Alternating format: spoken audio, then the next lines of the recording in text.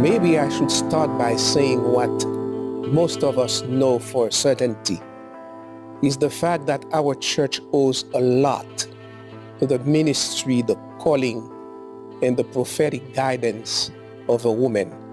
And I'm talking about Elena de White. No one in Seventh-day Adventist history is given a position of greater authority and influence than Ellen White. Ellen White was a woman. She will continue to be a woman in the new earth when we meet her one day when we're all gathered together. Her writings serve a leadership function, an instructive function. They have authority in the life of the church, and therefore it has become clear to me, as one who is positive about Ellen White, that women should be called into ministry.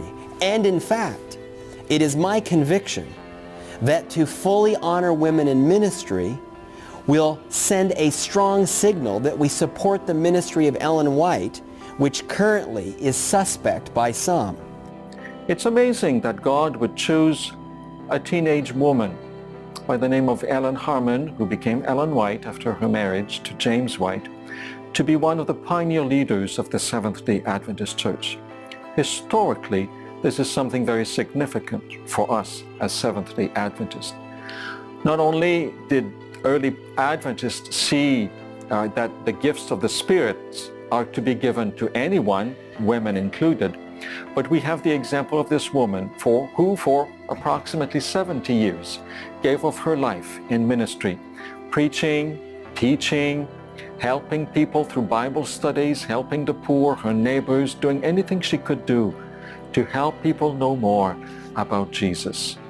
That should also be part of our theological understanding of why we as Seventh-day Adventists believe that women can serve in pastoral ministry. Under the authority of the Bible, her writings continue to have pastoral authority in my life. Ellen White's ministry is a lesser light, pointing us back to the greater light of Jesus in the Bible. It is significant that Ellen White uses the term pastor in an inclusive way. She writes, "The experience gained in the canvassing work will be of the greatest value to those fitting themselves for ministry. It is the accompaniment of the Holy Spirit that prepares workers, men and women, to become pastors of the flock of God." Testimonies to the Church, Volume 6, page 322. God is the one who anoints for service, whether that's pastoral ministry, whether it's hospitality, whether it's the gift of praying for healing. God gives those gifts. And if God has called a woman to pastoral ministry, then we grieve the Spirit that gave that call. Were we to hold back that hand that could be involved in where God has called? Now, the one thing I know about Ellen White, if she was against ordaining women, she would have said it. Her writings are very, very transparent of what the Lord showed her. She was not a timid person. She commented on so many things. And so by her not being against it, by her not saying to the church leaders, "How dare you issue credentials in my name?" We know they issued credentials. I know we're told that she didn't use them. Well, that's like Paul saying, when I was with you, I didn't baptize you. Why? He considered himself to be more than a baptizer.